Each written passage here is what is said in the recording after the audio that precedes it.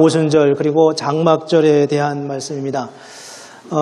계속 참여하시고 말씀을 들으신 분들은 기억하시겠지만 6월절은 무교절, 누룩 없는 떡을 먹으면서 애굽에서 출애굽한 나온 그 사건을 해서 이제 기원이 됐고 77절 혹은 오순절 혹은 맥주절은 이스라엘 민족의 첫 추수, 사실 엄밀하게 말하면 첫 추수라고 말할 수 없는데 두 번째 추수, 밀추수의 첫 번째 곡식을 막 추수하자마자 드리는 그런 예식이었습니다.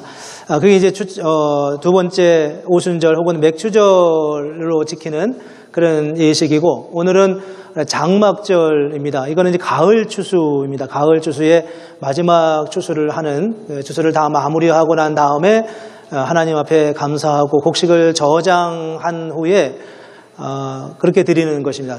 맥추절은 추수를 막 하자마자 드리는 것이라면 장막절은 추수를 다 마치고 수장절이라고도 하잖아요. 수장절은 이제 곳간에 잘 모아놓은 다음에 드리는 그런 예식, 그런 절기입니다.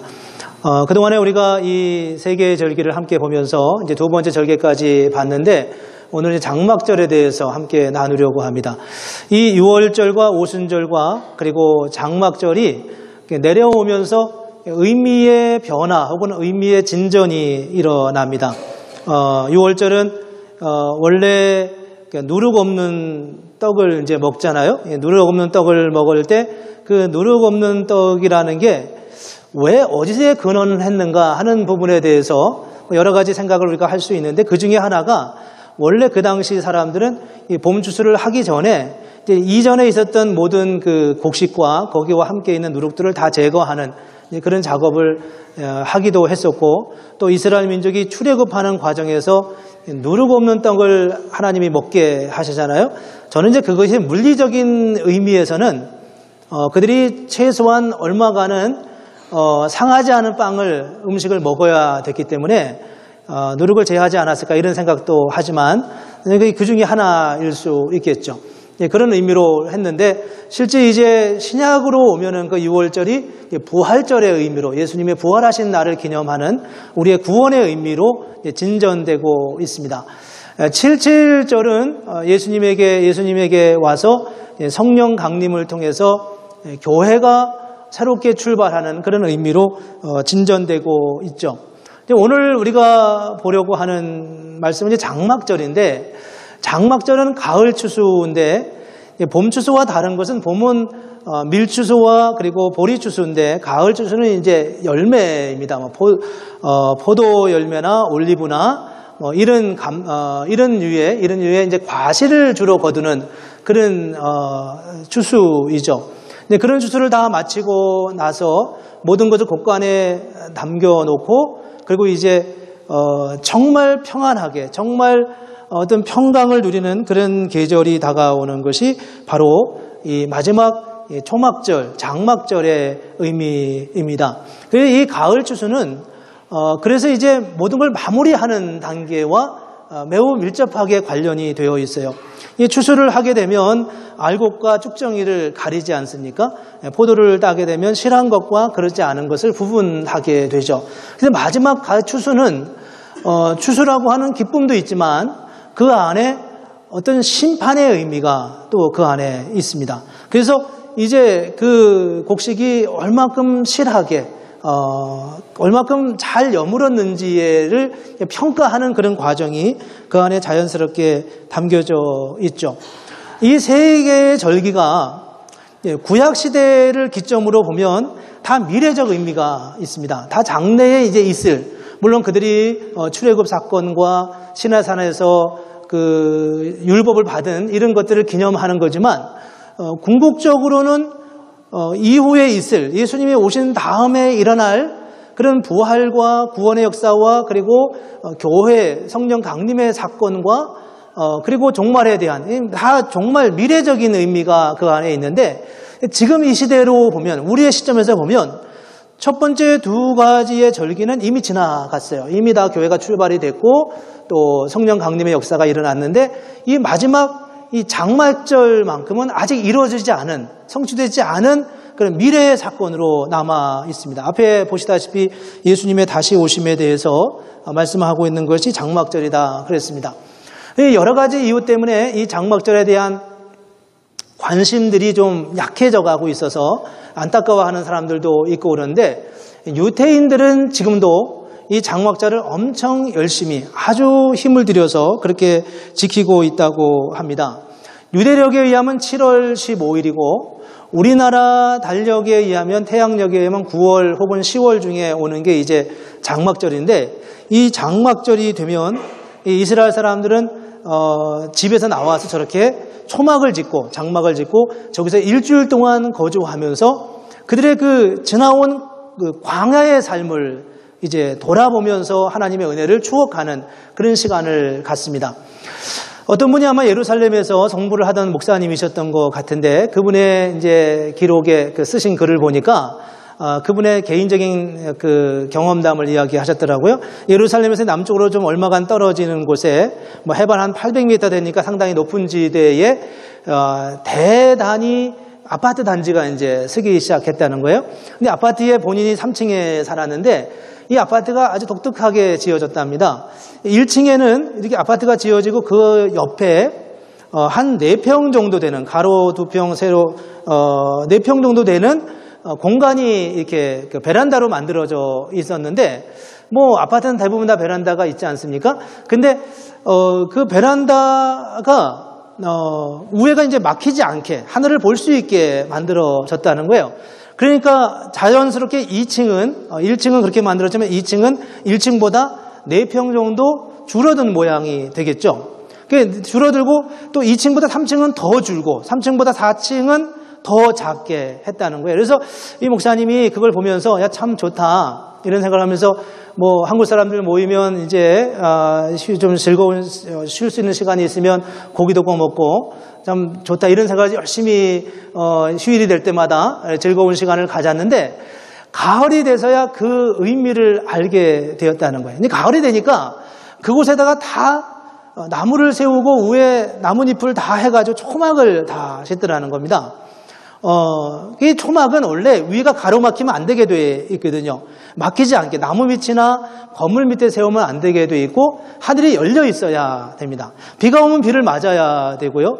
위에 하늘에 태양이 보이고 달이 보여야 됩니다. 그런 상황에서 이제 광야의 삶을 경험하게 하는 거죠. 그렇게 하기 위해서 이스라엘 사람들이 심지어는 아파트 건축까지도 그 장막절을 지킬 수 있도록 했다는 겁니다. 제가 사진이 하나 이렇게 왔는데 저 사진은 이제 제가 소개한 사진하고 좀 다른 거지만 아마 저것도 장막절을 지키기 위해서 만들어 놓은 것 같습니다. 위가 오픈되어 있게 저렇게 만들어 놓은 아파트의 모습을 볼 수 있습니다. 그렇게 설계하면서 저들 안에 그 장막에 대한 주님의 오심에 대한 지나온 시간 동안 함께 하셨던 하나님의 그 은혜에 대한 추억과 그 기대가 그들에게 얼마나 컸는지를 보여주고 있습니다. 구약 성경에 보면 이스라엘 민족이 남자들은 1년에 3번 6월절과 그리고 77절과 장막절 3번에 걸쳐서 예루살렘에 가서 하나님을 경배하도록 되어 있는데 가까이 있는 사람들은 그렇게 하지만 먼데 있는 사람은 그렇게 하지 못하지 않겠습니까?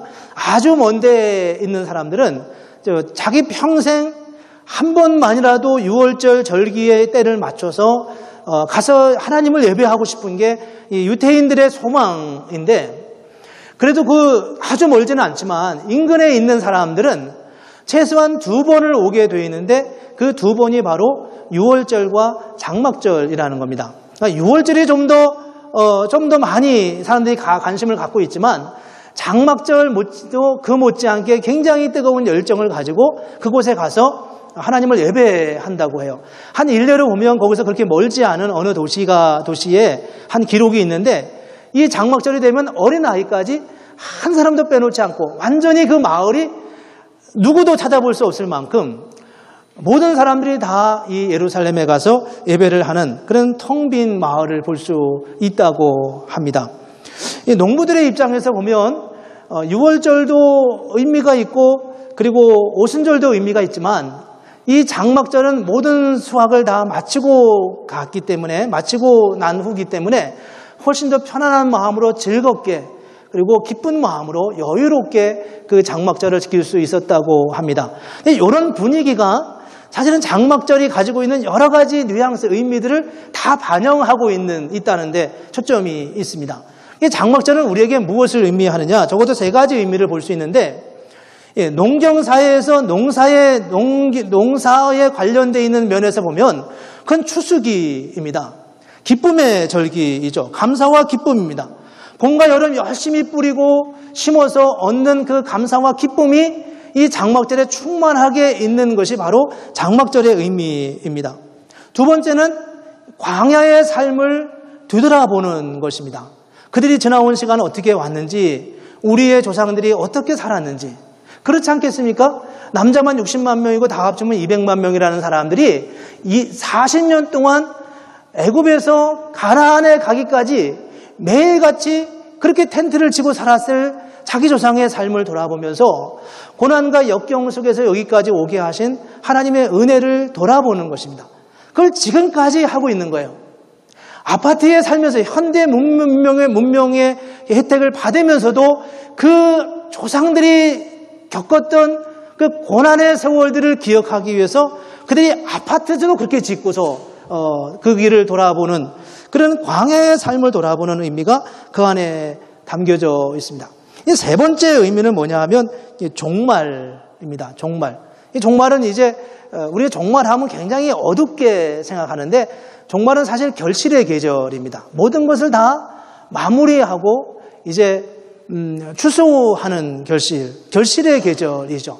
다 그래서 기뻐하고 감사하면서 그 종말의 때에 알곡과 쭉정이를 가르는 그런 시기입니다. 세례 요한이 예수님을 보시면서 이렇게 말하지 않습니까? 내 뒤에 오시는 이는 나보다 능력이 많으신데 그는 손에 키를 들고 자기의 사장마당을 정하게 하사 알곡은 모아 곡관에 들이고 쭉정이는 꺼지지 않는 불에 태우신다라고 말씀하고 있습니다. 마지막 종말에 대해서 말씀하고 있는 거죠. 그때는 결실의 기쁨도 있지만 또한 심판의 의미도 그 안에 담겨져 있고 그 안에는 주님이 다시 오시는 하나님의 놀라운 역사도 그 안에 담겨져 있습니다.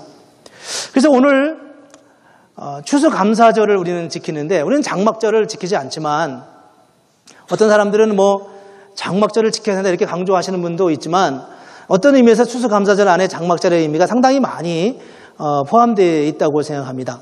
오늘 우리가 이 장막절을 보면서 이 장막절이 우리에게 주시는 메시지가 뭔가를 한 세 가지 정도로 우리가 나누어 보려고 합니다. 첫 번째 장막절이 주는 메시지는 기쁨의 절기입니다. 고난을 통해 추수의 결실을 통해 얻게 될 그 하나님의 은혜에 대한 감사의 절기입니다. 추수에 대한 감사입니다. 올리브와 무화과와 석류와 포도 등을 결실하며 농사를 지면서 거기서 얻게 되는 풍성한 결실에 대한 감사입니다. 여러분, 우리가 잘 알다시피 팔레스틴 지역은 굉장히 척박하고 기온이 높은 지역이잖아요. 그런 지역에서 굉장히 비도 많지 않기 때문에 이 포도가 당도가 그렇게 높다고 합니다. 우리가 먹는 것도 맛있지만 그들이 먹는 건 훨씬 더 당도가 높다고 그래요. 날씨 때문에 그렇죠. 어렵고 힘든 조건에서 자란 그 포도가 그들에게 더 높은 당도를 주는 것처럼 하나님은 당신의 백성들을 종말의 때에까지 인도하시면서 고난을 견디고 세상에서 믿음을 지키고 나아가다가 마지막 결실하면서 그 결실한 그 하나님의 놀라운 열매로 우리를 거두신다고 하는 하나님의 메시지가 바로 여기에 담겨져 있습니다. 이스라엘 사람들은 그걸 생각했던 것이었습니다. 그 자기 농사를 지면서 힘들여 지내고 그 힘든 농사의 과정을 거쳐서 정말 맛있는 과실들을 거둔 후에 그것을 통해 하나님께 감사하면서 그 의미를 되새기면서 그 조상들은 그렇게 말하지 않았겠습니까? 부모들은 자녀들에게 우리 조상들이 이렇게 살아왔다. 우리 조상들이 얼마나 힘들고 어려운 고난의 세월을 거쳐서 이 가나안이라고 하는 우리 땅이라고 주장할 수 없는 이 땅을 젖과 꿀이 흐르는 하나님의 약속의 땅으로 우리에게 주셔서 여기까지 오게 하셨다고 하는 하나님의 약속이 바로 이 안에 담겨져 있습니다. 마태복음 20장에 보면 포도원 농부 비유가 나와 있습니다. 거기에 그런 이야기가 나오죠. 농부가 이제 품꾼을 구하는데 이른 아침에 품꾼을 구했는데 몇 사람 데리고 와서 포도원에 농사하게 하고 11시쯤, 12시쯤, 오후 3시쯤, 오후 5시쯤 하루 5시에 한 시간밖에 남지 않은 그 상황에서 그 사람에서 품꾼들을 데리고 와서 1시간 일하게 하고 하루 품삯을 주는 주인의 마음을 거기서 보여주고 있습니다. 부족하고 연약하지만 고난의 세월을 보냈지만 우리가 노력한 것만큼은 노력한 것대로만 얻는다면 우리는 그런 은혜를 얻을 수 없지만 우리는 하나님의 선민이라고 하는 자격을 얻을 자격이 없지만 하나님께서 이 가나안 땅을 허락해 주시고 이 은혜의 자리까지 인도하신 하나님의 그 놀라운 사랑을 기억하고 고백하는 그 자리가 바로 장막절이었다는 겁니다. 이게 바로 그들의 고백이었고 그들의 신앙 고백으로 이어져 가는 결실하게 된 하나님의 은혜의 사건이었습니다.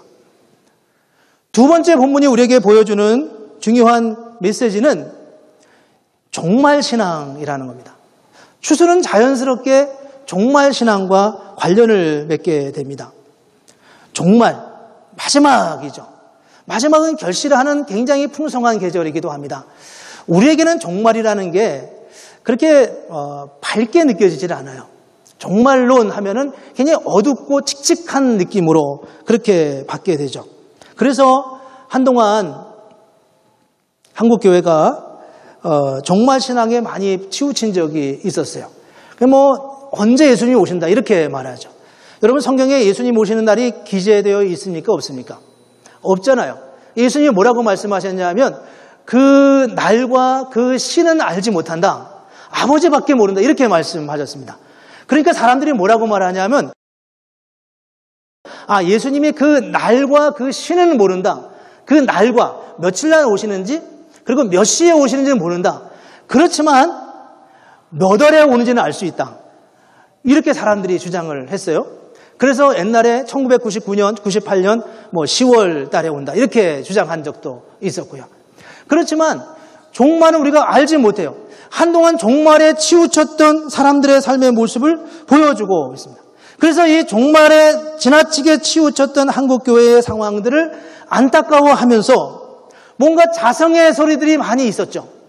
그래서 지금은 어떤 상황이 됐냐 하면 이 종말을 완전히 잃어버린 시대가 되어버렸어요.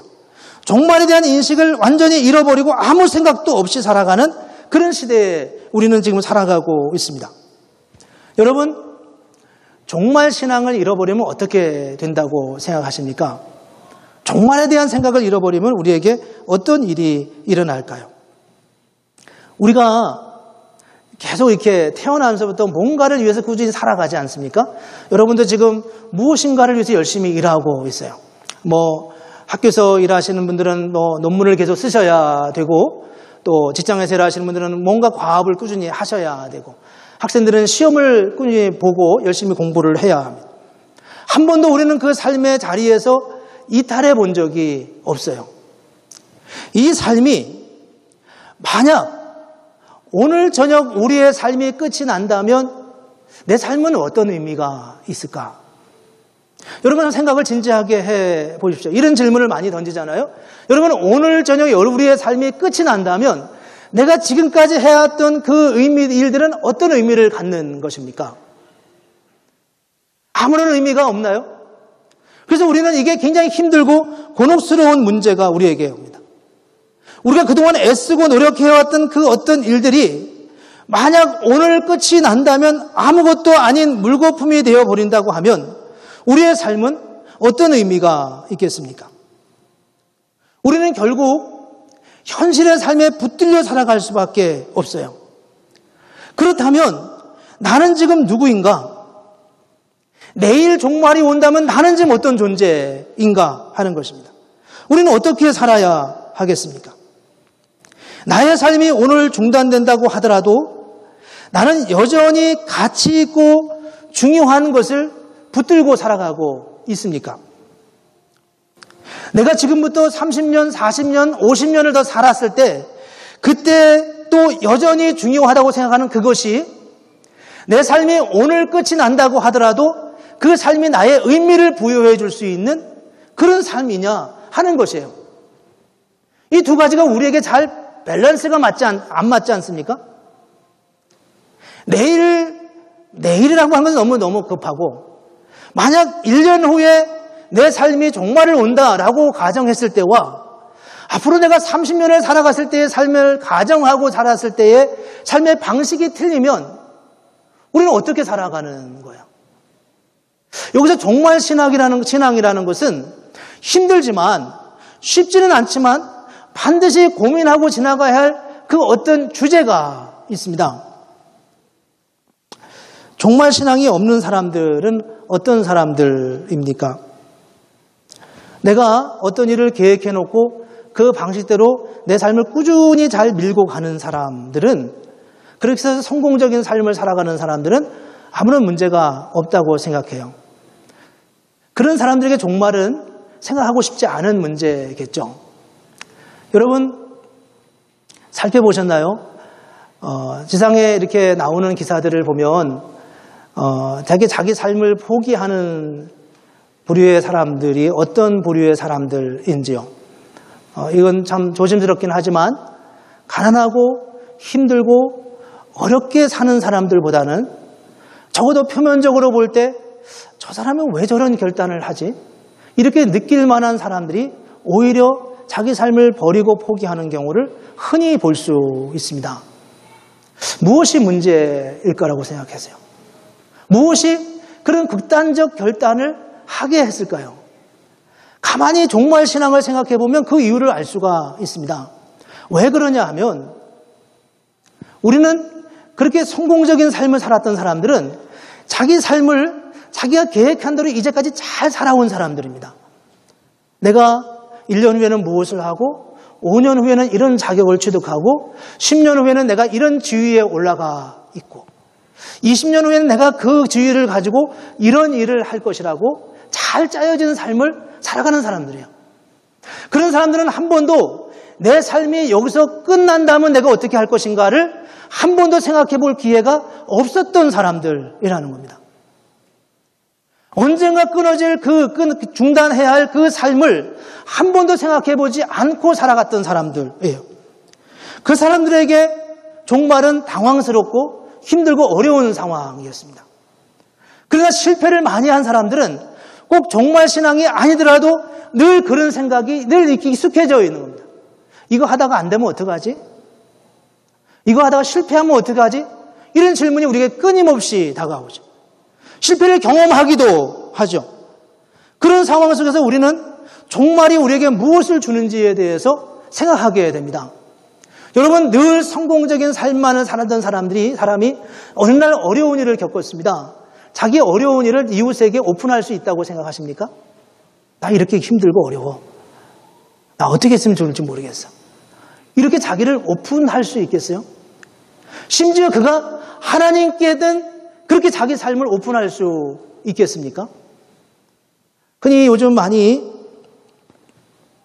논의되는, 교회 안에서 논의되는 일들 중에 하나가 자살하면 지옥 가냐 이런 질문입니다.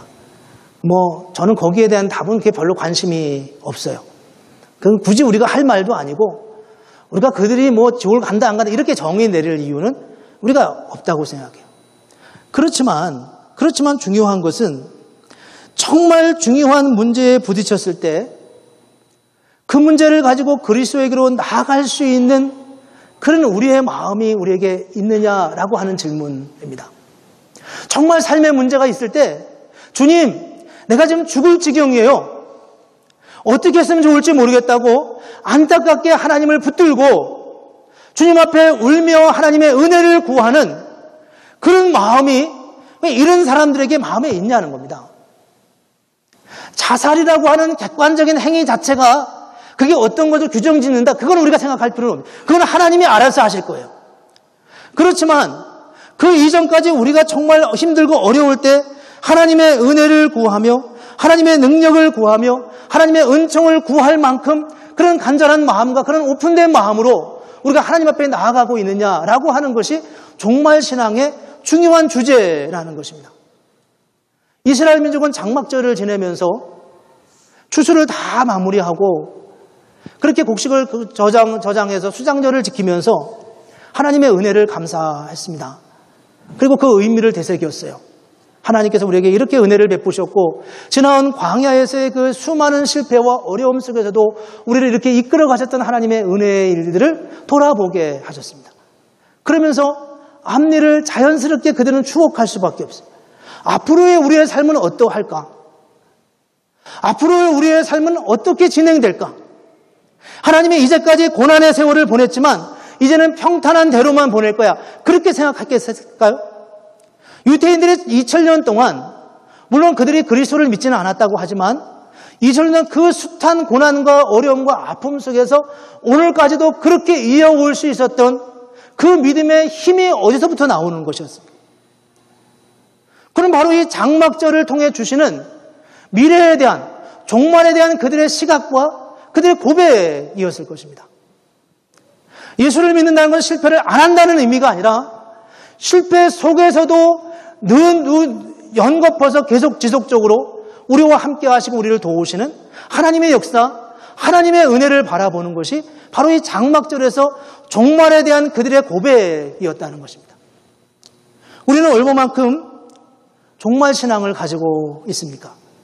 종말 신앙은 결코 우리에게 비관론을 가르쳐주지 않습니다. 종말 신앙은 우리에게 결코 비관적인 어두운 미래관을, 인생관을 갖도록 그렇게 우리를 몰아가지 않습니다. 어떤 사람들은 이렇게 말하는 거예요. 내일 주님이 오시니까 우리가 아무것도 할 필요가 없다. 이게 극단적 종말이죠. 그건 옳은 건강한 생각이 아닙니다. 주님이 언제 오실지 모르니까 우리는 열심히 살아야 된다. 그건 물론 맞는 말이죠. 여러분, 두 가지가 우리에게는 동일하게 준비되어야 한다는 겁니다. 30년을, 50년을 지금부터 산다고 하더라도 여전히 내가 힘쓰고 애써야 할 그 일이 내일 주님이 오신다고 하더라도 나는 여전히 그 일을 위해서 힘쓰고 애쓸 것인가? 그게 우리에게 주어져야 되는 것입니다. 무엇하러 직장 생활을 하십니까? 무엇을 위해서 연구를 하십니까? 무엇을 위해서 공부를 하십니까? 무엇을 위해서 가정을 돌아보면서 무엇을 위해 교회 생활을 하십니까? 그 삶의 목적이 가장 궁극적이고 가장 큰 목적이 하나님에게로 집중되어 있느냐라고 하는 질문을 이 부분은 우리에게 말씀하고 있습니다. 이건 결코 이중적인 삶을 우리에게 요구하는 게 아니라는 겁니다.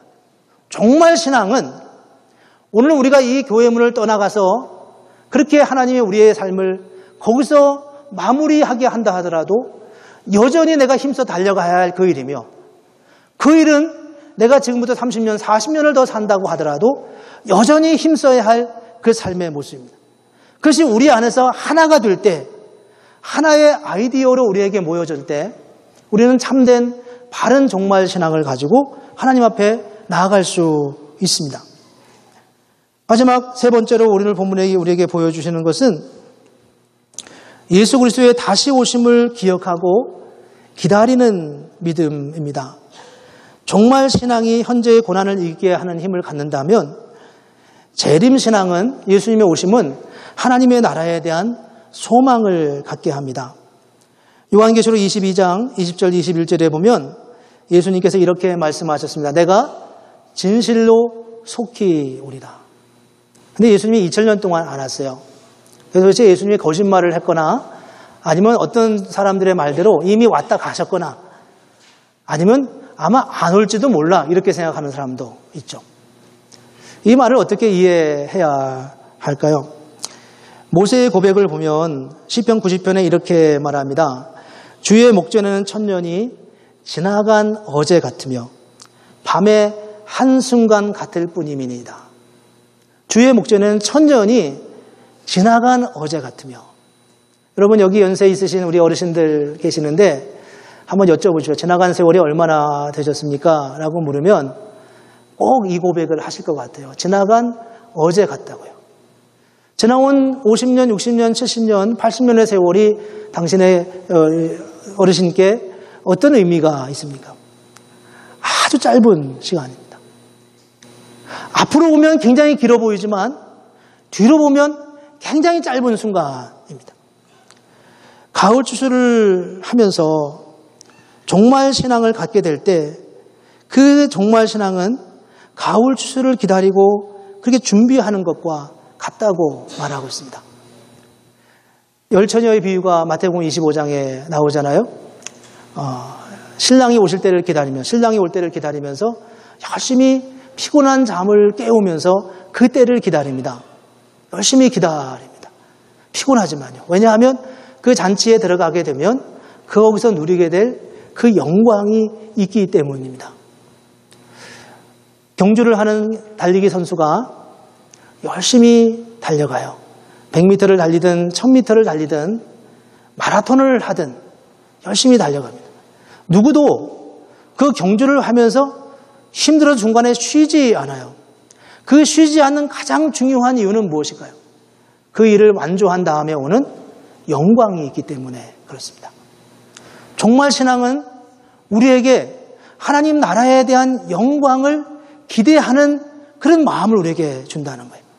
그래서 우리는 끝까지 힘써 주님 오실 때까지 달려가며 힘써 경주할 수 있도록 그렇게 우리에게 힘을 주는 것이 바로 이 종말 신앙이고 그 종말 신앙, 주님의 오심을 기다리는 그 마음이 우리에게 실질적으로 설레임으로 다가온다면 그 믿음은 우리로 하여금 이 땅에서 승리하는 하나님의 사람이 되게 할 것입니다. 제가 성경 공부하면서 가끔 그런 말을 합니다. 언제까지 어떻게 우리의 노후를 위해서 기도할 건가? 여러분은 노후를 위해서 어떻게 기도하시나요? 건강하게 잘 살게 하기 위해서 기도하죠. 요즘은 건강을 마지막까지 지키기가 참 어렵지 않은 어려운 그런 시대에 있어서 저는 이렇게 기도하려고 합니다.